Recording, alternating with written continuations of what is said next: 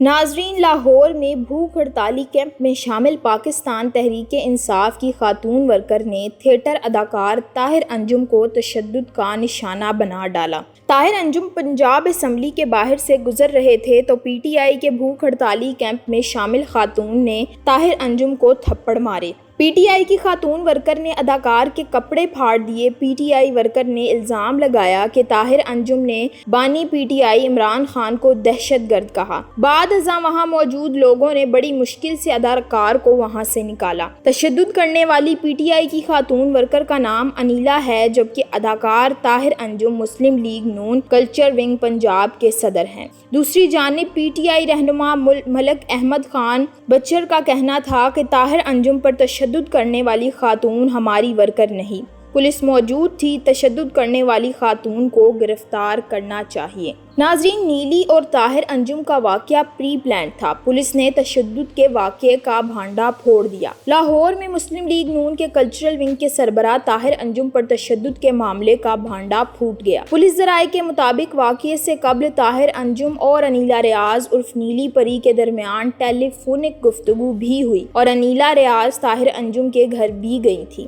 Police ذرائع کا کہنا ہے کہ پولیس افسران نے اصل معاملے سے متعلق اعلیٰ حکام کو آگاہ کر دیا۔ طاہر انجم پر تشدد کے بعد اعلیٰ حکام کی ہدایت پر انیلا ریاض کی گرفتاری کی گئی۔ پولیس کے مطابق طاہر انجم پر تشدد کرنے والی نیلی پری اور طاہر انجم کا واقعہ پری پلانڈ تھا اور دونوں نے پولیس کے سامنے پلان کا اعتراف بھی کر لیا۔ پولیس ذرائع نے بتایا کہ انیلا ریاض عرف نیلی پری کو طاہر انجم کے گھر سے ہی گرفتار کیا گیا، جبکہ طاہر انجم نے پولیس کو بتایا کہ انیلا معافی مانگنے آئی ہے۔ پولیس ذرائع کا کہنا ہے کہ طاہر انجم اور انیلا ریاض کا واقعے سے قبل بھی کئی بار رابطہ ہوا۔ پولیس نے طاہر انجم کا سی ڈی آر ریکارڈ بھی حاصل کیا۔ خیال رہے کہ گزشتہ دنوں لاہور میں پنجاب اسمبلی کے باہر خاتون نے تھیٹر اداکار طاہر انجم کو تشدد کا نشانہ بنایا تھا۔ خاتون نے اداکار کے کپڑے پھاڑ دیے تھے اور الزام لگایا تھا کہ طاہر انجم نے بانی P T I Imran Khan کو دہشت گرد کہا ہے۔